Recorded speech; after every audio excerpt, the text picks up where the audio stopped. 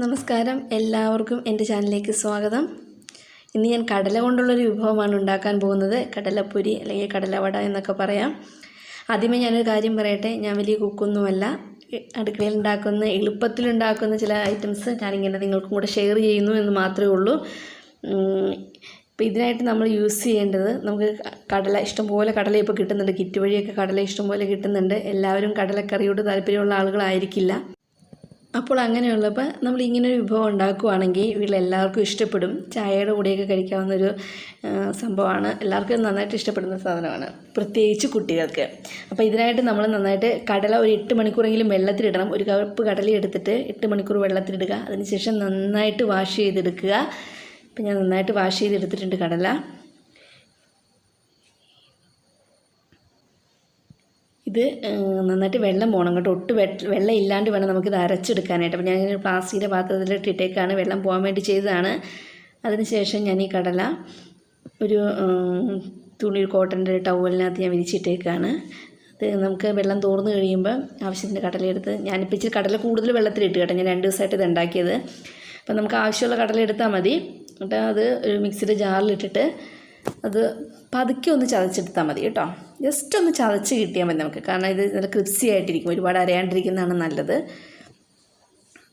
Just ഒന്ന് അരച്ചിട്ട് അതൊരു പാത്രത്തിലോട്ട് മാറ്റുക. പിന്നെ ഇതിനായിട്ട് നമ്മൾ ഒരു സവോള, കറിവേപ്പില, 3-4 പച്ചമുളക്, കഷ്ണം ഇഞ്ചി ഇത്ര അരിഞ്ഞെടുക്കണം. എന്നിട്ട് ഇത് മിക്സിയുടെ ജാറിലിട്ട് പതുക്കെ ഒന്ന് അരച്ചെടുക്കണം കേട്ടോ. അപ്പോൾ സവോളയും കറിവേപ്പിലയും നമുക്ക് അതിനകത്തിടാം. പച്ചമുളകും ഇഞ്ചിയും ജസ്റ്റ് ഒന്ന് അരിഞ്ഞിടുന്നതായിരിക്കും അത് അരഞ്ഞ് കിട്ടാനായിട്ട് നല്ല, അല്ലെങ്കിൽ അതിനകത്ത് കയറി കടിക്കാൻ സാധ്യതയുണ്ട്. ജസ്റ്റ് ഒന്ന് അരിഞ്ഞിടുക.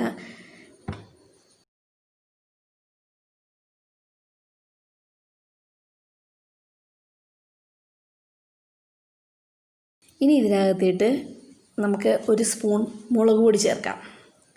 അത് എരിവ് ഇഷ്ടമില്ലാത്തവരാണ് എങ്കിൽ അതൊന്നും ഇടണമെന്നില്ല കേട്ടോ. പിന്നെ കുറച്ച് ഉപ്പും കൂടെ ഇടുക. ഉപ്പ് നമുക്കിതിൻ്റെ ആവശ്യത്തിന് വേണ്ടി മാത്രം, പാകത്തിന് ഉപ്പിടുക.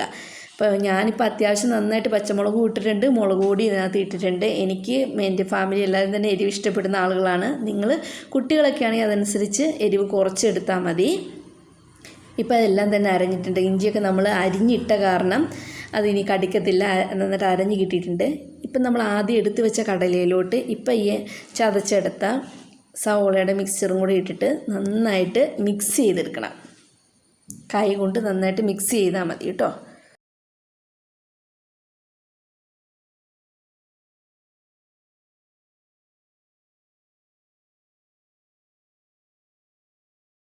അപ്പോൾ നന്നായിട്ട് മിക്സ് ചെയ്ത് ഞാനത് എടുത്തിട്ടുണ്ട്. ഇനി ഇതിനകത്തിട്ട് 1 സ്പൂൺ അരിപ്പൊടി വറുത്താണെങ്കിലൊന്നും കുഴപ്പമില്ല കേട്ടോ.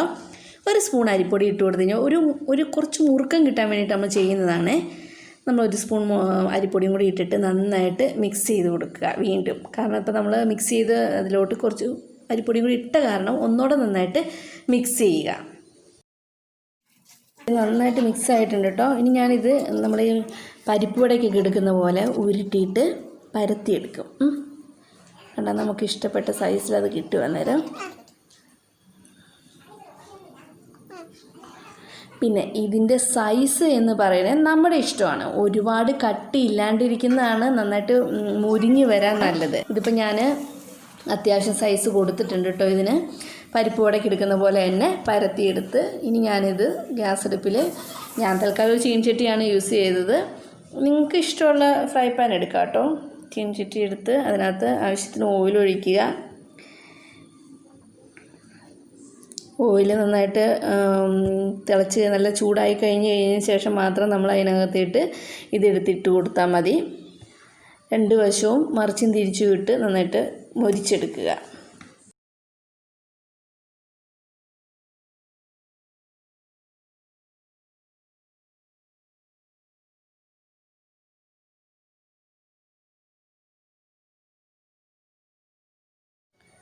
ഇപ്പോൾ നന്നായിട്ട് മൊരിഞ്ഞിട്ടുണ്ട് കേട്ടോ. അത്യാവശ്യം നന്നായിട്ട് മൊരിഞ്ഞിട്ടുണ്ട്. ഇതിപ്പോൾ ഞാൻ വളരെ സിമ്പിളായിട്ട് ഉണ്ടാക്കിയതാണ്. നിങ്ങൾക്ക് കുറച്ചുകൂടെ നന്നായിട്ട് ഒരു ഫ്രൈ പാൻ വെച്ചിട്ട് കുറച്ചുകൂടെ ഓയിൽ ഒഴിച്ച് കൊടുത്തു കഴിഞ്ഞാൽ ഒരേ സമയം തന്നെ ഇതിൽ കൂടുതൽ നമുക്ക് അതിൽ പൊരിച്ചെടുക്കാൻ പറ്റും. ഇതിലോട്ട് മാറ്റുവാണ്. കണ്ടാണ് ശരിക്കും നമ്മുടെ പരിപ്പ് വടയൊക്കെ പോലെ തന്നെ നല്ല ഭംഗിക്ക് വന്നിട്ടുണ്ട്. നല്ല ടേസ്റ്റിയാണ്. നമ്മൾ ഒരിക്കലും വിചാരിച്ചിട്ടുണ്ടാവില്ല കടല കൊണ്ട് ഉണ്ടാക്കണ ഇത്രയും ടേസ്റ്റ് ഉണ്ടാവുമെന്ന്. ഇതിപ്പം ഞാനിതിനകത്ത് സിമ്പിളായിട്ട് ഞാൻ പറഞ്ഞില്ലേ, പച്ചമുളകും കറിവേപ്പിലയും ഒരു കഷ്ണം ഇഞ്ചിയും ഒരു സവോളയും മാത്രമേ ചേർത്തിട്ടുള്ളൂ. നിങ്ങൾക്ക് ഇതിനകത്തിട്ട് വേണമെങ്കിൽ കായംപൊടി ചേർക്കുകയൊക്കെ ചെയ്യാം കേട്ടോ. അതൊക്കെ ഓരോരുത്തരുടെ ഇഷ്ടമാണ്. എനിക്ക് അതിൻ്റെ ഒന്നും ടേസ്റ്റ് ഇഷ്ടമില്ലാത്ത കാരണം സിമ്പിളായിട്ട് ഞാൻ ഇങ്ങനെ ഉണ്ടാക്കിയെന്നേ ഉള്ളൂ. എല്ലാവരും ഇത് വീട്ടിൽ ട്രൈ ചെയ്ത് നോക്കുമെന്ന് തന്നെയാണ് ഞാൻ വിശ്വസിക്കുന്നത്. കാരണം കടല എല്ലാവർക്കും വീട്ടിൽ ഒരുപാട് ഇരിപ്പുണ്ടാവും. ട്രൈ ചെയ്യുക, ഇഷ്ടപ്പെടും, ഉറപ്പാണ്. അടുത്ത തവണ ഇതുപോലെ എന്തെങ്കിലും ഒരു എളുപ്പ വഴിക്ക് ചെയ്യുന്ന ഫുഡുമായിട്ട് ഞാൻ വീണ്ടും എത്തും. ബൈ.